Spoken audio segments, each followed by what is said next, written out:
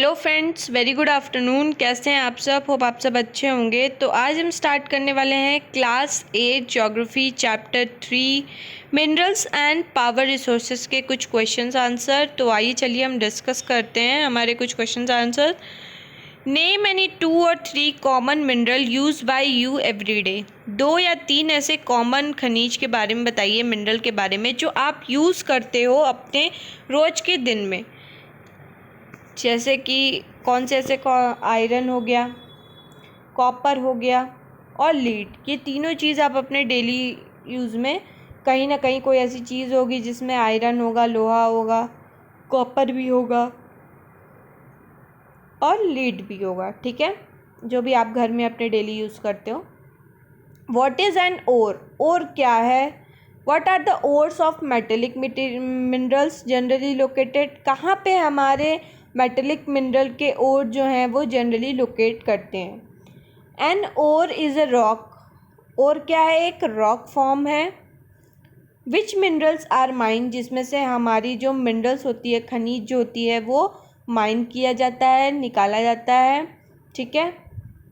The ores of metallic mineral, जो metallic mineral का ओर होता है वो जनरली लोकेटेड करता है हमारे Ignis and metamorphic rock formation say that often form a large प्लेटू। जो कि फॉर्म होता है कहाँ पे? बड़े बड़े लार्ज प्लेटूज वगैरह पे। तब जा कर के हमारे वो इग्नस और मेटामॉर्फिक रॉक से मिल कर के बना होता है। मीन्स बड़े बड़े पत्थर जो लार्ज प्लेटू होते हैं, ठीक है, वो फाउंड होता है हमारे इग्नस मीन्स रूपांतरित चट्टानों और मेटामॉर्फिक मीन्स असादी चट्टानें जो होती हैं उनके रॉक के फॉर्मेशन पे हमें ये मिलता है। हमारे मेटेलिक मिनरल वहाँ पे हमें लोकेट होते हैं जो कि हमारे एक बड़ी बड़ी चट्टानों से मिलके बने होते हैं। The next question is name 2 region rich in natural gas resources. 2 ऐसे रीजन का नाम बताना है जो हमारे नेचुरल गैस से रिच है। तो रशिया और हमारा यूनाइटेड किंगडम मीन्स यूके जो है हमारा, और रशिया जो है, वो दोनों जो हैं 2 मेन रीज़न हैं। ठीक है, जहाँ पे भरपूर है, जो रिच है in term of natural gas resources, जहाँ उनके पास प्राकृतिक गैस रिसोर्सेज हैं, नेचुरल गैस की संसाधन है, वहाँ पे वो रशिया और यूनाइटेड किंगडम नेचुरल गैस से भरपूर है। Which source of energy would you suggest for? किस तरह की आप सोर्स ऑफ एनर्जी सजेस्ट करोगे? फॉर किसके लिए? रूरल एरिया के लिए आप बायोगैस को रेफर करोगे, कोस्टल एरिया के लिए आप टाइडल और हाइडल एनर्जी का यूज़ करोगे। ये सारी चीज़ों को मैंने आपको क्वेश्चन नोट्स में एंड इवन चैप्टर का एक्सप्लेनेशन में भी बहुत अच्छे से समझाया है कि बायोगैस क्या है, टाइडल और हाइडल एनर्जी क्या है। ठीक है, ओशन में जब हमारा तूफान आता है, टाइड्स आते हैं, उनसे निकलने वाली एनर्जी। हाइडल एनर्जी जो हमारे 2 समुद्र के बीच में जो बनता है, उससे हाइडल एनर्जी हमारी, ठीक है, वहाँ से इलेक्ट्रिसिटी जनरेट करने के लिए। तो ये सारी एनर्जी आप कोस्टल एरिया वगैरह में रेफर करोगे। एरिड रीजन, जहाँ पे हमारा वो एरिया जहाँ पे एकदम कम्प्लीटली ड्राई होता है, वहाँ ज़रा सा भी बारिश नहीं होता, वो एरिड एरिया कहलाता है। ठीक है, एरिड क्षेत्र कहलाता है। तो उस जगह पे आप सोलर और विंड एनर्जी करोगे, क्योंकि वहाँ पे सूखा ज़्यादा होता है, गर्मी ज़्यादा होती है, तो आप सोलर का यूज़ कर सकते हो और हवा का भी यूज़ कर सकते हो। Give 5 ways in which you can save energy at home. 5 ऐसे तरीके बताइए जिससे आप अपनी एनर्जी मीन्स अपने पावर्स को क्या है, सेव कर सकते हो घरों में। तो the 5 ways in which energy can be saved at home are as follows. 5 ऐसे तरीके जिससे हम एनर्जी अपने घरों में सेव कर सकते हैं। जैसे switching off electrical appliances, electricity से चलने वाली जितनी भी अप्लाइंसेस हैं उसको बंद कर दीजिए। Equipment when not is use, जब उस इक्विपमेंट का कोई यूज़ ना हो तब। रेगुलर ओवरहॉलिंग, रेगुलर आप ओवरहॉल करिए इलेक्ट्रिकल अप्लाइंसेस का। Use of energy efficient technology and equipment, आप एनर्जी एफिशिएंट, जो एनर्जी से एफिशिएंट टेक्नोलॉजी है और इक्विपमेंट है उसका यूज़ करिए। Using energy sparingly while performing house hold task, आप उसको कम कर दो उस एनर्जीज को जब आप घरों के काम को कर रहे हो। For example, one can put a lid on kitchen utensil while cooking. आप क्या कर सकते हो, लीड को पुट कर सकते हो जब आप किचन यूटेंसिल्स लीड ऑन जो हमारे किचन के यूटेंसिल्स पे लीड पुट कर सकते हो जब आप कुकिंग कर रहे हो। Preventing any possibility of leakage, अगर आप कोई ऐसी पॉसिबिलिटी है जिससे पानी लीक कर सकता है तो ऐसी पॉसिबिलिटी को आप उससे बचाओ, प्रिवेंट करो। In the energy supply to the household, जिससे कि एनर्जी सप्लाई होगा हमारे घरों में। Then next question is tick the correct answers, means कुछ MCQs हैं। Which of the following is not characteristics of mineral, कौन सा ऐसा इसमें मिनरल्स के कैरेक्टरिस्टिक्स नहीं हैं। They are created by natural process, ये हमारा नेचुरल प्रोसेस से बनता है मिनरल, ऑब्वियस सी बात है, ये एक प्राकृतिक प्रक्रिया चलती है। They have a definite chemical composition, इसके खुद के अपने केमिकल कंपोजिशन होते हैं। दे आर इनएग्जॉस्टिबल, तो ये कैरेक्टरिस्टिक नहीं है क्योंकि ये इनएग्जॉस्टिबल नहीं होते हैं, ये ख़त्म हो जाते हैं, ख़राब हो जाते हैं एक टाइम के बाद। देयर डिस्ट्रीब्यूशन इज अनइवन, उनका जो डिस्ट्रीब्यूशन है वो भी क्या है, अनइवन है। अब जैसा कि आप सब जानते हैं कि वो अनइवन है ही, असमान तरीके से हर जगह फैला हुआ है, तो ये भी उसकी कैरेक्टरिस्टिक्स है। बट हाँ, जो हमारा आंसर होगा वो क्या होगा, दे आर इनएग्जॉस्टिबल, मीन्स कि ये ख़त्म तो हो सकता है, एग्जॉस्ट हो सकता है, ऐसा नहीं है कि ये इनएग्जॉस्ट होगा। Which one of the following is a leading producer of copper in the world, कौन सा ऐसा कंट्री है या वर्ल्ड के अंदर ऐसा कौन सा देश है जो हमारा कॉपर का सबसे ज़्यादा लीडिंग प्रोड्यूसर है। तो कौन कौन सा है, बोलिविया, घाना, चाइल और जिम्बाब्वे, ये सब में से हमारा कौन लीडिंग प्रोड्यूसर है, चाइल, ठीक है। Which one of the following practice will not conserve LPG in your kitchen, कौन सा ऐसा फॉलोइंग प्रैक्टिस है, काम है जो आपके LPG को कंजर्व नहीं कर सकता, बचा नहीं सकता किचन में। Soaking the dal for some time before cooking it, दाल को कुछ देर तक पानी में भिगो कर रखिए जब आप उसको बनाने वाले उसके पहले। Cooking food in A pressure cooker, pressure cooker में आप फूड कुक करो। या फिर keeping the vegetable chopped before lighting the gas, तो कुकिंग पहले ही वेजिटेबल को आप काट के रखो जब तक कि आप उसको जब तक आप उसके गैस को चालू ना करो तब तक उसके पहले ही आप वेजिटेबल्स चॉप कर रखो। तो इसमें आपको बताना है कि कौन सा ऐसा काम है जिससे हमारे LPG कंजर्व नहीं होती है, ठीक है। Will not conserve LPG in your kitchen. Cooking food in an open pan kept on a low flame, जो हमारी खाने को आप कुक कर रहे हो उसको ओपन पैन में बना रहे हो और उसको रखे हो आप काफ़ी धीमे फ्लेम पे, तो इससे क्या होगा, आप LPG को कंजर्व नहीं कर सकते, धीमे धीमे पकेगा, ओपन पैन है, ठीक है। तो वो क्या होगा, धीमे धीमे, और इससे आपकी LPG जो है, गैस जो है वो कंजर्व नहीं होगी, आप उसको बचा नहीं पाओगे, वो अच्छे से खपत होगी उसकी। Next question is give reason, आपको रीज़न बताने हैं कुछ क्वेश्चंस के। Environmental aspect must be carefully looked into before building huge dam, जब भी हम एक बड़े ह्यूज डैम को बनाते हैं तब हम इन्वायरमेंटल एस्पेक्ट्स को बहुत ध्यान से देखते हैं, ठीक है, before we are making a building huge dam. Dams generate hydroelectrical power which goes on a long way in satisfy the energy needs of a region.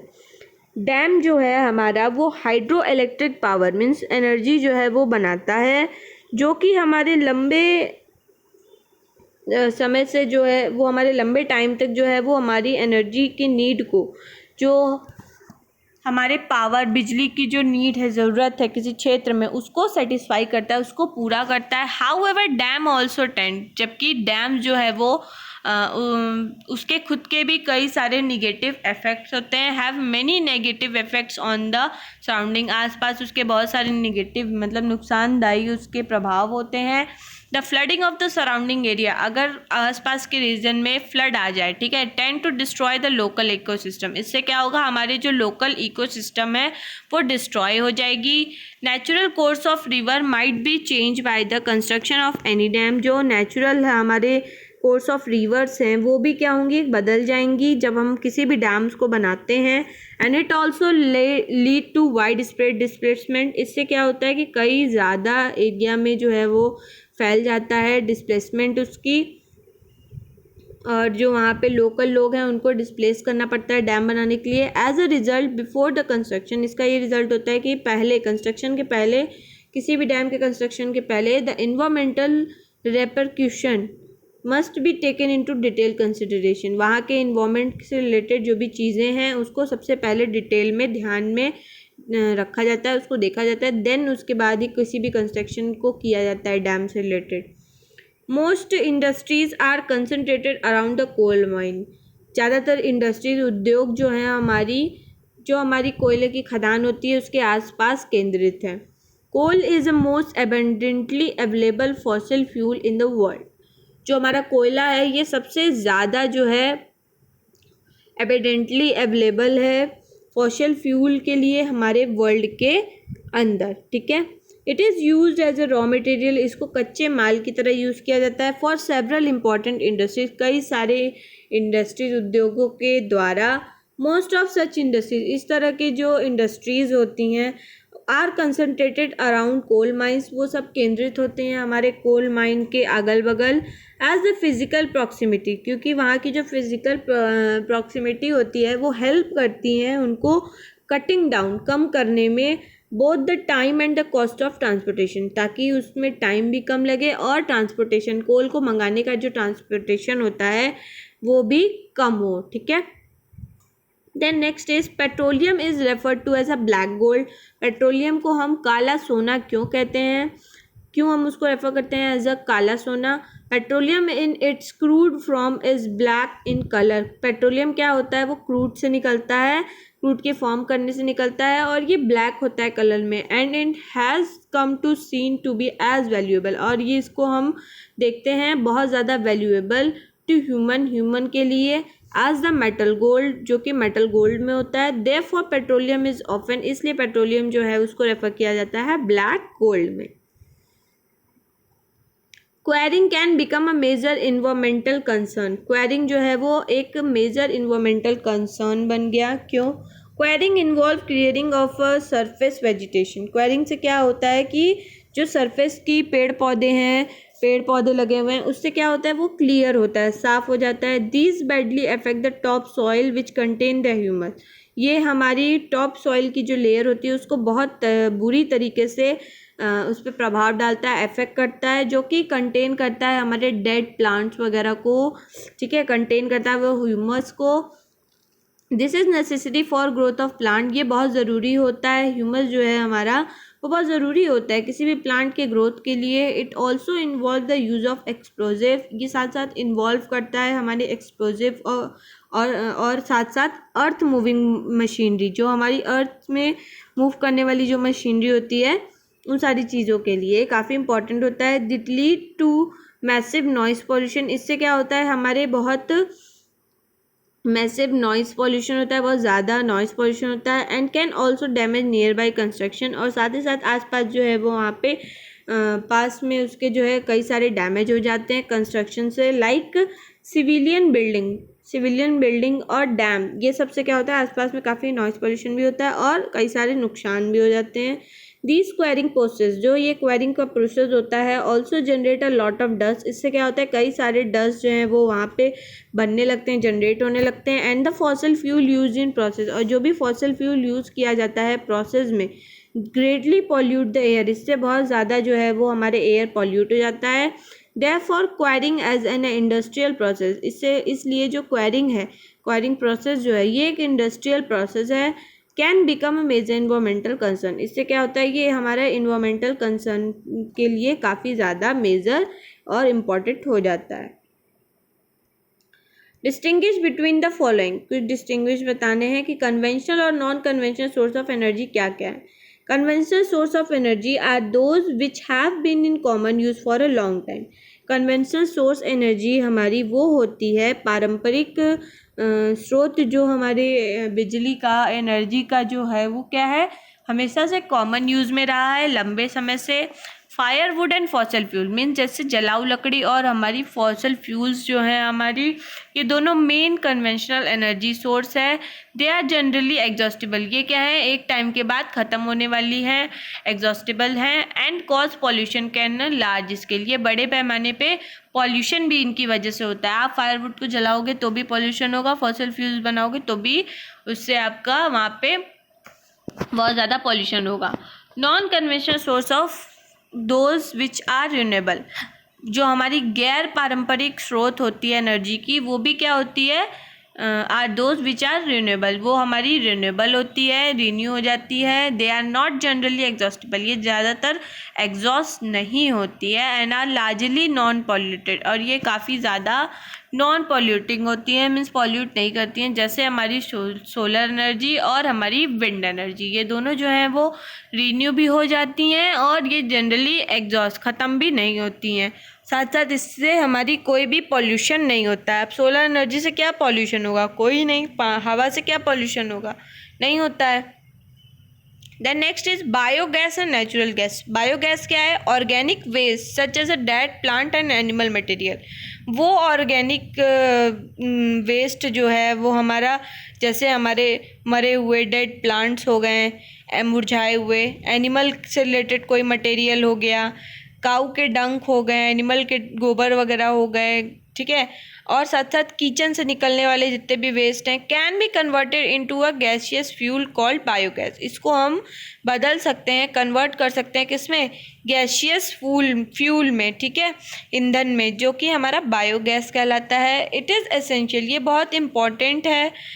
Essential a mixture, ये काफ़ी इम्पॉर्टेंट है, एक मिक्सचर ऑफ, जिसमें कि methane और carbon dioxide काफ़ी important होता है। Biogas is an excellent fuel. Biogas क्या है, एक एक्सीलेंट फ्यूल है हमारी कुकिंग के लिए, लाइटिंग के लिए, and produce huge amount of organic manure each year, जिससे कि हम बड़े अमाउंट में अपने ऑर्गेनिक मैन्योर को, खाद को हर साल बना सकते हैं, प्रोड्यूस कर सकते हैं। फिर नेचुरल गैस क्या होता है, natural gas is found with petroleum deposit. Natural gas हमें कहाँ मिलता है, जहाँ पे पेट्रोल डिपॉजिट होता है, एंड इज़ रिलीज, और ये रिलीज़ होता है जब हमारे क्रूड ऑयल को निकाला जाता है सरफेस से, तब नेचुरल गैस हमारी रिलीज़ होती है। It can be use as a domestic and industrial fuel. इसको हम यूज़ कर सकते हैं अपने घरों में, साथ ही साथ अपने इंडस्ट्रियल फ्यूल के लिए, like Russia, Norway, UK, Russia, Norway और UK and the Netherlands are the major producer. हमारी ये चारों जो कंट्री है, ये क्या है, सबसे मेजर प्रोड्यूसर है हमारे नेचुरल गैस की। इन इंडिया, इंडिया के अंदर जो है Jaisalmer, Krishna Godavari delta, Tripura and some area of offshore, जो नदी के कुछ दूर पे हैं, ऑफ शोर पे हैं, ये सब एरिया जो जैसलमेर, कृष्णा गोदावरी डेल्टा, त्रिपुरा, ये कुछ एरियाज़ हैं जो ऑफ शोर इन मुंबई, मुंबई से कुछ दूर पे हैं, and have natural gas resources, यहाँ पे हमारी नेचुरल गैस रिसोर्सेज पाई जाती है। Then next is ferrous and non ferrous minerals. धातुत्व और अधातुत्व हमारे जो खनिज होती हैं। Ferrous minerals are iron. Ferrous minerals क्या है, ये आयरन है, ठीक है, मीन्स कि हमारे जो लौह और अलौह खनिज होते हैं उनको हम ferrous and non ferrous mineral कहते हैं। ये एक आयरन कहलाता है। फेरस मिनरल जो हमारा होता है वो आयरन होता है। One iron, one manganese and chromite contain iron. ये सब क्या है, आयरन और मैग्नीज और क्रोमाइट जो है ये कंटेन करता है खुद में आयरन। और non ferrous mineral does not contain iron. Non ferrous mineral के अंदर जो भी मिनरल्स होंगे, खनिज होंगे, उसमें किसी तरीके का हमारा लोहा नहीं पाया जाता है, ठीक है, आयरन नहीं कंटेन होता है। इसी को इसलिए अलौह कहते हैं और फेरस को लौह कहते हैं। बट में कंटेन सम अदर मेटल, इसमें लोहा नहीं होता, आयरन नहीं होता, लेकिन फिर भी ये कई सारे अदर मेटल्स को, मटेरियल्स को जो है वो मिनरल्स को अपने में कंटेन करता है, जैसे गोल्ड, सिल्वर, कॉपर और लीड। ये सारे भी हमारे एक मिनरल ही होते हैं। ये जो नॉन फेरस होगा उसमें ये सब पाए जाते हैं, सोना, चांदी, कॉपर, लीड, ठीक है। देन आता है metallic and non metallic minerals, means धातुत्व और अधातुत्व मिनरल्स, खनिज। Metallic mineral contain metal in raw form. Metallic mineral जो होता है वो मेटल्स को रॉ फॉर्म में, कच्चे फॉर्म में कंटेन करता है। मेटल्स आर हार्ड सब्सटेंस, क्योंकि मेटल जो होता है वो एक काफ़ी कठोर पदार्थ होता है। That conduct heat and electricity, इससे क्या होता है, हमारी हीट और इलेक्ट्रिसिटी बन सकती है, कंडक्ट करती है। And have a characteristic lustre और शाइन, और इसके चमकने की जो है इसके अंदर खूबी होती है, ये एक पत्थर होता है जो काफ़ी ज़्यादा शाइन करता है।